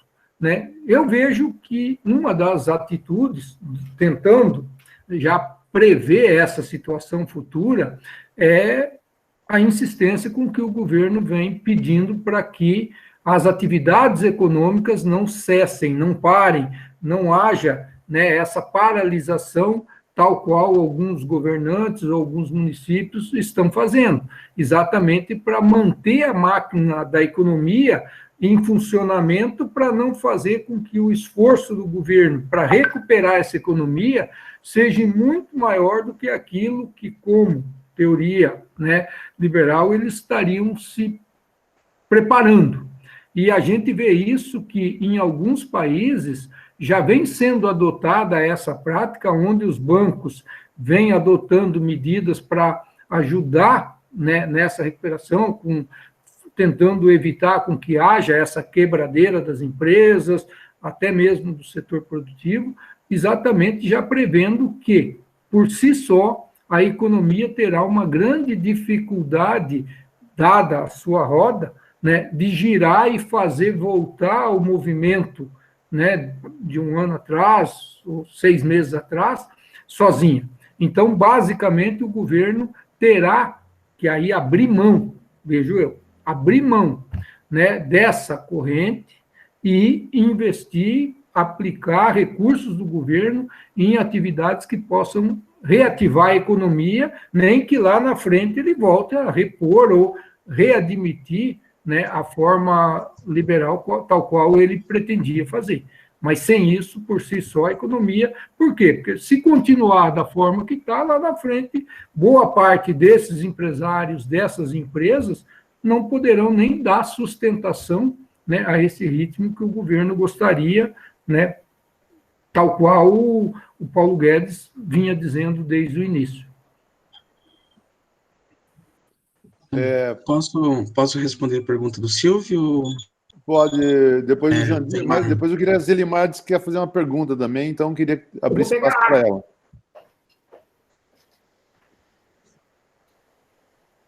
Pode falar, Lucir, pode falar, responder a do Silvio, depois a Zelimar... Desculpa, eu entendi que a Zelimar ia falar antes, desculpa. Não, o Silvio pergunta aqui sobre os dados do emprego. Quanto do crescimento do saldo de emprego no início do ano era devido à atividade sazonal, no caso de agroindústrias, por exemplo, e se havia um desmembramento desses dados por setores, se sim, quais setores explicavam o saldo no caso. Silvio, infelizmente não há dados desagregados a nível de município, somente aquele que eu mostrei para vocês para o estado como um todo. Inclusive, pesquisando os dados do CAGED, né, da RAIS, eu descobri também que as empresas agora não são mais obrigadas a responder o questionário da RAIS, né, em uma das ações de flexibilização do governo, segundo ele, desburocratizar os processos, as empresas agora não são obrigadas a responder aquele questionário, ou seja, os dados também estão subnotificados aqui, em relação ao emprego. Mas é o que a gente tem, estão agregados. De certa forma, o Jandiro, o Weimar e o Piacente já deram muitos elementos, né, para mostrar que, no caso da nossa região, sim, a agroindústria é o setor motriz, né, então ele é o principal responsável pelo dinamismo. E se a gente compara aqueles dados iniciais que eu apresentei para vocês com as outras regiões, Curitiba teve um desempenho pior da indústria do que o restante do estado. E com certeza parte disso é devido ao tipo de produto industrial que é produzido, né? Enquanto o interior produz mais um produto básico de primeira necessidade, na capital é um produto diferente, um produto durável, de não primeira necessidade, e isso influencia na própria demanda, né? A demanda acaba tendo uma sensibilidade maior. Então, apesar de não ter o dado para confirmar, eu acredito que no caso do Oeste, o próprio Noroeste e o Norte, a agroindústria é a grande responsável, sim, e todo o multiplicador de emprego que ela causa nessas regiões, né? Além disso, só mais um tópico, a gente também tem o caso dos municípios, que a indústria não é importante, né? Eles são basicamente rurais, os municípios menores. E o seu dinamismo, ele vem dessa produção rural, né, e do seu dispêndio na economia urbana do município, e o seu comércio mais local. Então, claro que o município sente impacto, porque o comércio, de uma forma geral, sofreu o impacto por causa da suspensão de atividades em alguns momentos, né, que, enfim, as economias pararam por causa do vírus, mas menos do que aqueles municípios que têm uma economia mais diversificada, eu diria, né. Mas, enfim, aguardemos os dados, Silvio, para poder dar uma resposta mais embasada e mais fiel à realidade de cada região e de cada município dessas regiões. Weimar? O Lucir, eu estava aqui, gostaria que a Zelimar fizesse a pergunta, que o Silvio estava me ajudando aqui no probleminha do número de pessoas. E, Zelimar, por favor. Oi. Depois Vocês me escutam? Sim, senhora. Só não vemos você. Põe a sua carinha na frente, querem saber. Zelimar, só mais uma coisinha que quero falar. Depois da Zelimar, o Silvio tem mais uma pergunta para o Jandir. E daí a gente abre para quem quiser também, tá? Zelimar, por favor, faça a pergunta. Boa noite, colegas. Parabéns aí pela iniciativa. É muito bacana a gente estar podendo ter esse momento de entender o que está acontecendo, não somente com o nosso país, mas também com a região onde a gente está inserida. Eu tenho, assim, duas ordens de questões, né? A primeira olhando um pouco como que a Europa, a comunidade europeia está pensando a sua saída como comunidade europeia, né, no sentido de construir uma pactuação, e qual seria, vamos dizer, a consequência disso um país como o nosso, ou a gente ficando isolado, né, não tendo uma mesma força de bloco e tendo que pensar uma relação mais individualizada a um país como um bloco que se fortalece, que procura se fortalecer, né, para sair da crise. Então, como que seria isso, num contexto em que estamos todos debilitados, né? E aí, pegando ali a reflexão do Piacente, que talvez, né, o nosso processo de saída seja um processo de L, né? E aí eu vejo, né, em sendo um processo, né, em L, essa característica nossa aqui da região, de ter uma indústria vinculada, sim, a um setor alimentício, né, um setor básico de alimentos, mas também muito restrito, um setor só. Quais são as implicações disso quando você só tem um setor? Você é forte só num setor? E mesmo se esse setor for acometido aí uns 3, 4 meses por uma perda, né, de regularidade do seu funcionamento em virtude aí de uma contaminação.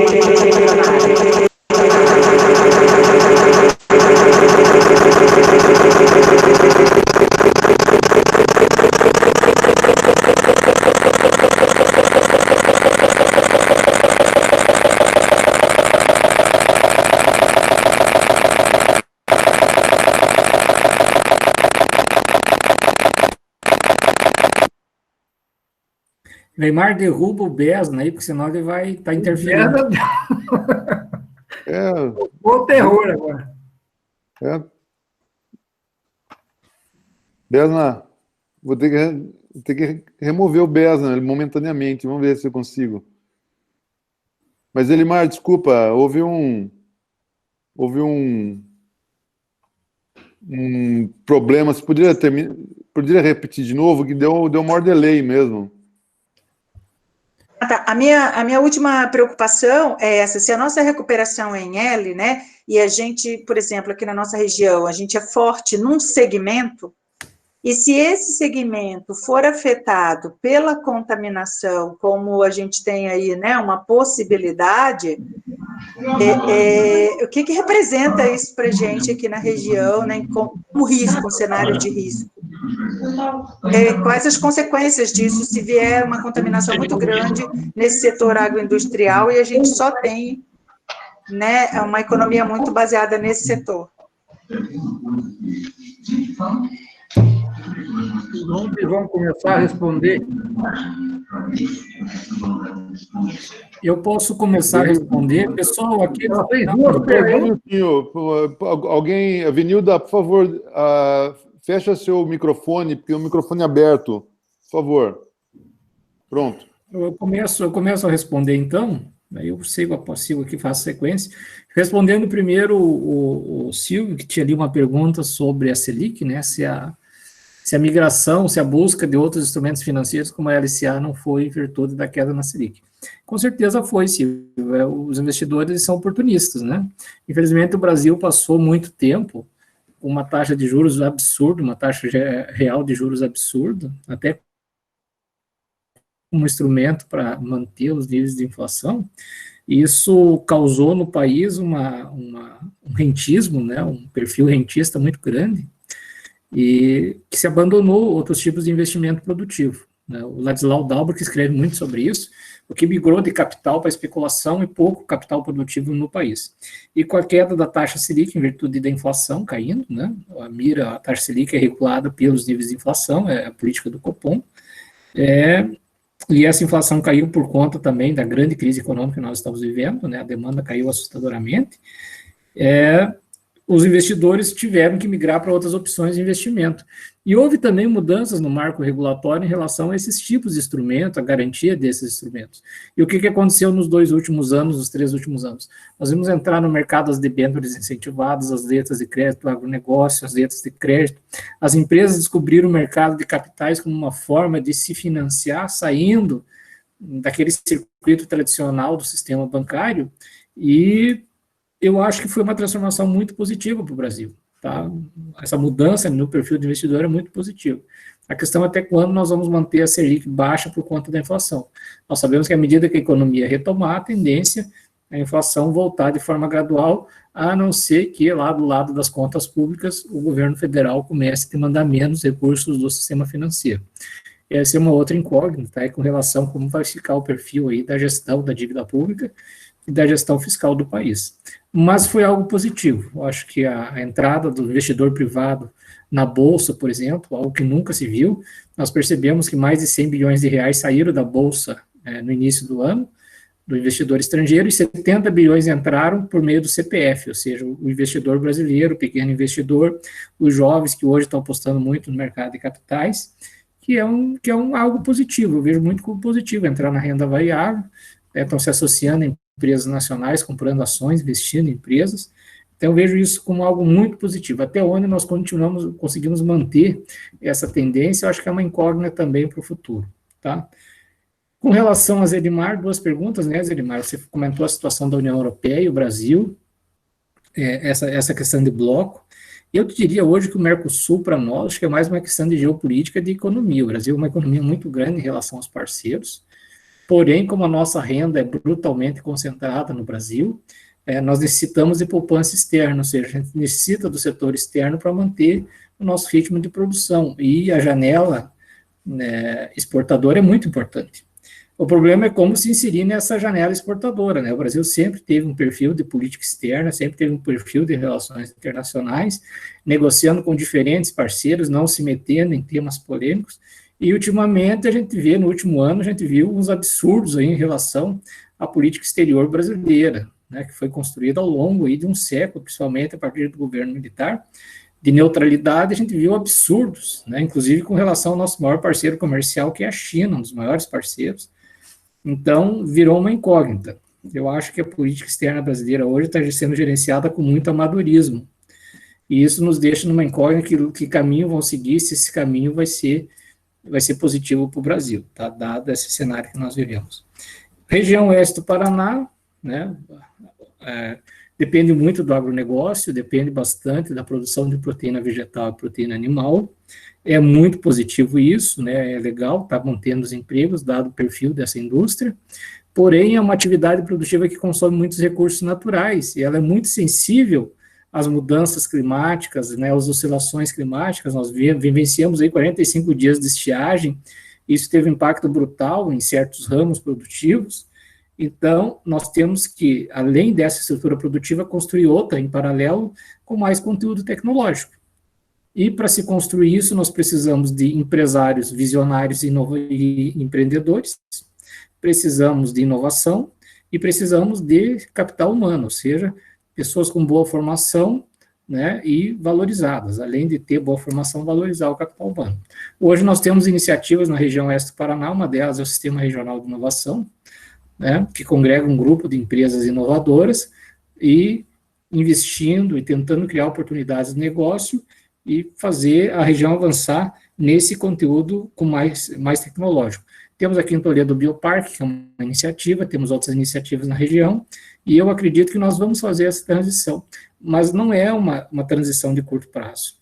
E as duas estruturas produtivas têm potencial de conviver tranquilamente, sem causar muitos problemas, porque usam perfis profissionais diferenciados e são complementares em algumas ações.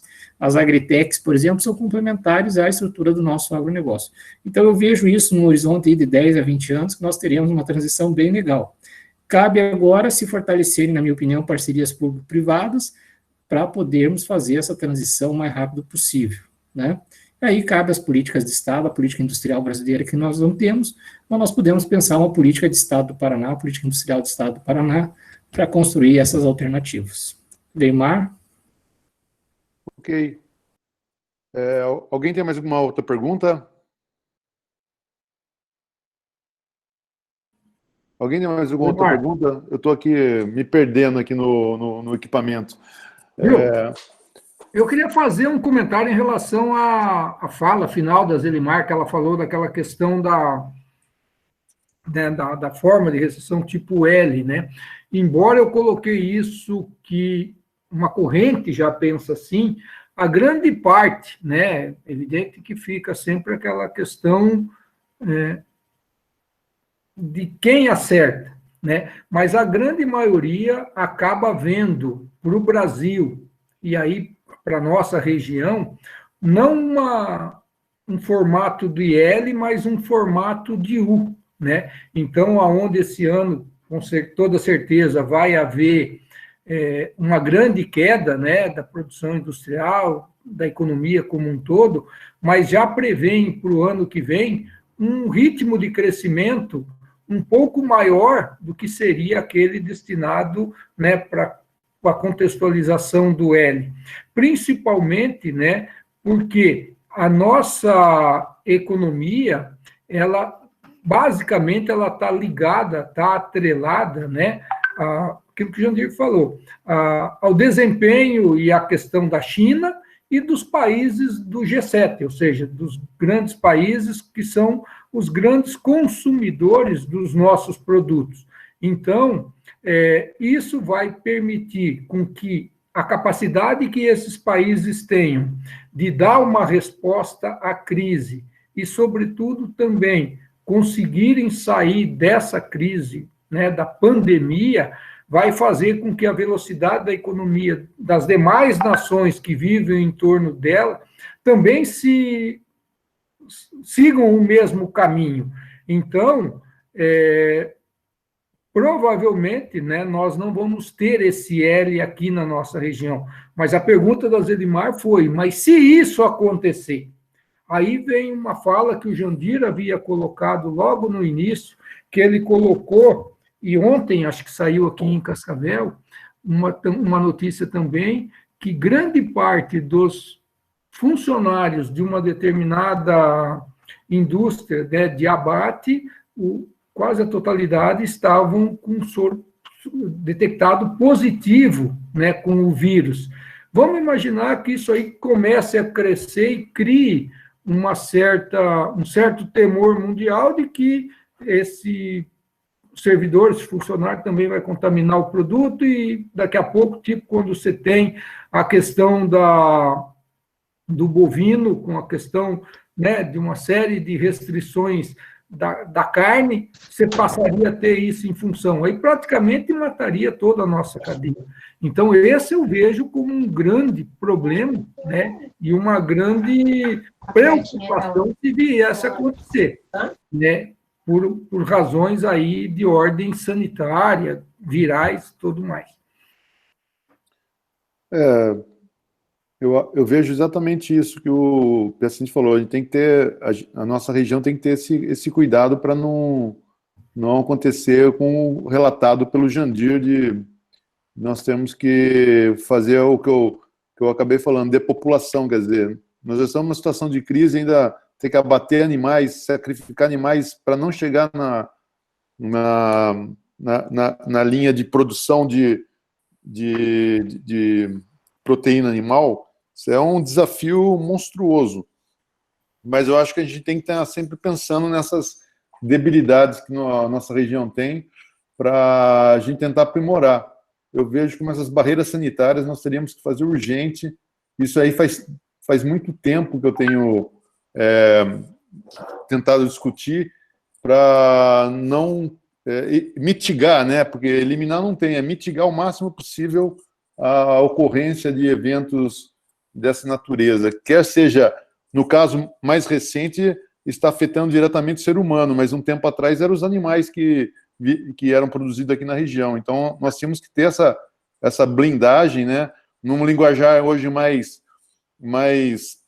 jovem, seria lacrar, não, literalmente fechar a nossa região e deixar ela menos vulnerável a esses agentes patógenos externos, né? Feito isso, se alguém quiser fazer uma pergunta, estamos à disposição, ou então a gente encerra esse nosso ao vivo, né? Deixando já o convite para o dia 9 às 15 horas, o evento Impactos do Covid nacionalmente, né? Com a presença do professor Christian, do professor Alain, do professor Adriano Goethe e da professora Greter. Espero até lá já ter arrumado essas deficiências que ocorreram hoje. Então, no processo do Learn by Doing, né, a gente vai aprendendo fazendo. Espero que faça conexão do YouTube, tenhamos acesso a mais pessoas do que esse seleto grupo de 65 pessoas que atingimos hoje, né? Mas tinha muito mais gente, o Jandir, o Cristiano, a Crislaine, um número enorme, o próprio André digitando, e eu realmente não sei o que aconteceu? Como eu falei para vocês, essa sala era para 250 pessoas. Ficamos no máximo com 16. Então, para os colegas, né, que tem o aplicativo aqui, eu sugiro os alunos, só mais uma dica, né, os alunos que queiram continuar assistindo os nossos ao vivo, né, baixem umas extensões do Chrome, tem que ir no Chrome e baixar as extensões chamado de... Deixa eu lembrar aqui, se eu consigo. Obviamente que agora que eu vou precisar do nome, Nut, acho que é Nut, né, Lucir? Nut... Putz, esqueci, eu vou passar para vocês aí o nome. Deixa eu ver se eu acho rapidamente. Node Reaction for Google Meet. É uma extensão que tem aplauso, joinha, etc, etc, né? Quem puder baixar é legal, porque você pode fazer a pergunta, né? Tem várias reações que você pode mandar para quem está coordenando, né? Então, eu sugiro que vocês façam isso na medida do possível e vou ver seu cadastro, vejo alguma forma de receber mais as pessoas nas salas do evento do NDR, do Programa de Pós-Graduação em Desenvolvimento Regional, do Programa de Pós-Graduação em Economia e do curso de Economia. Todos pertencentes ao Centro de Ciências Sociais Aplicadas. Então, se alguém dos palestrantes, Lucir, Jandir e Piacente, quiserem fazer uma última palavra, saudação para a despedida do grupo, eu passo a palavra para vocês. Encontrei o nome das extensões ali, Weimar, digitei aqui no grupo. Não, só agradecer pela oportunidade, pelo convite do Weimar, pela organização, e pela participação de todos, não é? Estamos sempre à disposição para estar dialogando com todos e faremos um esforço para criarmos novas oportunidades parecidas com essa, estarmos discutindo temas atuais interessantes com vocês. Muito obrigado e boa noite a todos. Bom, também gostaria de agradecer a iniciativa do Weimar, a participação, né, do Cir, do Jandir e de todos que aí tiveram paciência de ficar até agora nos ouvindo, pela intervenção que vários, né, fizeram com relação às perguntas e mostrar, né, que essa iniciativa ela pode surtir bons frutos para o programa, fazendo com que nesse período que nossas atividades acadêmicas estejam, de certa forma, ali paralisadas, nós podemos estar movimentando, né, os nossos professores, os nossos alunos, na discussão das atividades regionais, da economia, né, da nossa região. Então, obrigado, Weimar, e parabéns a todos aí pelo envolvimento. Bom, agradecer também o Weimar pelo convite, agradecer aos organizadores, né, o pessoal que estava aí na parte técnica, né, o Cristiano aparentemente ajudou bastante. Ficar à disposição, lembrando vocês que foi gravado, né, Weimar, vai ir para a plataforma do YouTube, vamos disseminar na sequência, para que aqueles que não puderam participar tenham acesso a essa informação. Ficamos à disposição no dia 11, até eu vou passar, acho que daqui uns dias eu já passo o link, no dia 11, dia de Corpus Christi, 11 de junho, às 3 horas da tarde, eu vou participar de uma fala junto com os colegas das Ciências Sociais sobre a situação da Tríplice Fronteira em específico, tá? Mas eu vou passar o link mais adiante que eu não tenho aqui comigo. E lembrando vocês que toda segunda, às 7h30 da noite, 19h30, e todas as quartas, 19h30, né, Lucir? Nós temos as conferências do NDR, que são transmitidas em direto pelo Facebook, lá do NDR, Núcleo de Desenvolvimento Regional, e também no YouTube. Então, vocês todos estão convidados para participar dessas atividades que são promovidas pelo Programa de Pós-Graduação em Desenvolvimento Regional e Agronegócio, o Programa de Pós-Graduação em Economia, o Núcleo de Desenvolvimento Regional e o Colegiado de Economia da Unioeste Campus de Toledo. Muito obrigado e boa noite a todos e tenham bons sonhos, né? Então, nesse momento, nós vamos encerrar esse evento, agradecendo os professores presentes, as pessoas presentes, e até breve para novas ao vivo, tá? Boa noite a todos e muito obrigado.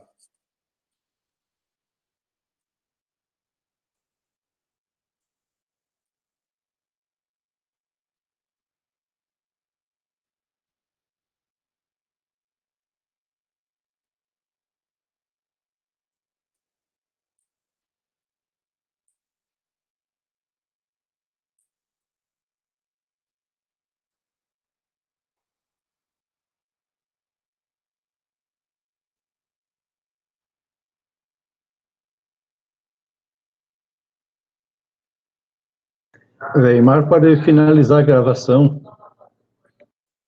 Ah, legal, obrigado.